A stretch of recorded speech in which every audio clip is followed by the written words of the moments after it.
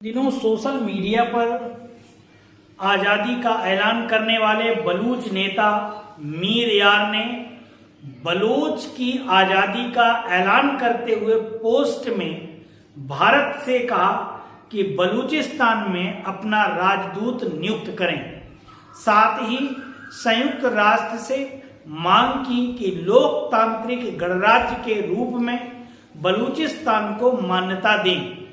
UN से शांति सेना भेजने, पासपोर्ट प्रिंटिंग के लिए मदद की अपील की। जैसा कि आप इस वीडियो में देख रहे हैं, बलूच नेता अपनी बात कह रहे हैं।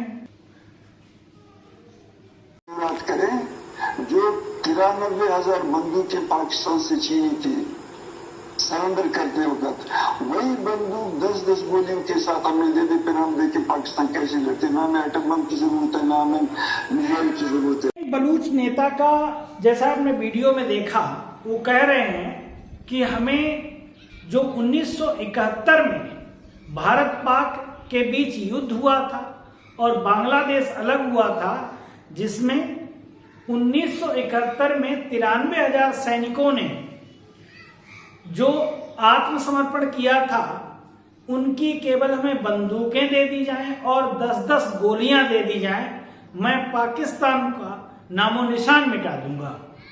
हमें किसी भी मिसाइल की जरूरत नहीं है, सिर्फ और सिर्फ वही बंदूकें हमें भारत दे दे। तो कहीं ना कहीं यहाँ भारत, जब ऑपरेशन सिंदूर शुरू हुआ तो भारत के हथियारों की मांग विश्व में इतनी बढ़ रही है कि भारत का लोहा भी दुनिया मान रही है। यही हम बात कर रहे हैं बलूच की, जो पाकिस्तान से अलग होना चाहता है। तो पाकिस्तान से उसने कहा कि बलूचिस्तान से अपनी सेनाएं जल्द वापस बुला ले। यह भी बलूचों का कहना है। सबसे पहले बलूचिस्तान जो है 12 अगस्त 1947 को स्वतंत्र देश बना था। जी हां, भारत पाकिस्तान के वजूद में आने से पहले अलग देश बन चुका था बलूचिस्तान। इसके पीछे ब्रिटिश हुकूमत की मान्यता थी कि दूसरे विश्व युद्ध में जब जर्मनी के साथ मोर्चे पर था, तब खान ए कलाम ने बलूचिस्तान को स्वतंत्र कराने की मांग की थी। उस समय ब्रिटिश हुकूमत ने शर्त रखी थी कि बलूचिस्तान के रक्षा और विदेशी मामले पाकिस्तान को दिए जाएं। बलूचिस्तान तेल, सोना, तांबा और अन्य खदानों से संपन्न है। अपने इन संसाधनों की बदौलत ये एक समृद्ध देश हो सकता था, लेकिन एक महीने बाद 12 सितंबर 1947 को ब्रिटेन ने एक प्रस्ताव पारित कर दिया और इस प्रस्ताव में कहा कि बलूचिस्तान अलग देश बनने लायक नहीं है। ब्रिटिश प्रस्ताव से नाराज बलूच नेताओं ने जिन्ना से मदद मांगी, लेकिन जिन्ना ने बलूचों को समर्थन देने के बजाय पाकिस्तान में विलय करने के लिए कहा। जिन्ना के विलय वाले प्रस्ताव पर बलूचिस्तान में विद्रोह भड़का। तब कलाल के शासकों ने भारत में विलय को देखते हुए प्रधानमंत्री जवाहरलाल नेहरू और पटेल ने इस बात पर अमल नहीं किया, क्योंकि उस समय 565 जो रियासतें थी उन्हीं के विलय में लगे हुए थे, तो बलूच की तरफ इन लोगों का ध्यान नहीं गया। वहीं 26 मार्च 1948 को जब पाक फौज बलूचिस्तान में घुसी, विद्रोह कुचला और पाकिस्तान में मिला लिया, तब से विरोध के स्वर लगातार भड़कते रहे हैं। आज बलूच नेताओं में खासा जोश है। जैसे ही भारत ने 7 मई को ऑपरेशन सिंदूर के तहत आतंकियों के ठिकानों पर सटीक हमले किए, यह कार्रवाई 22 अप्रैल को पहलगाम में हुए आतंकी हमले के जवाब में की गई थी। इसके बाद पाकिस्तान ने 8, 9 और 10 मई को भारतीय सैन्य ठिकानों पर हमले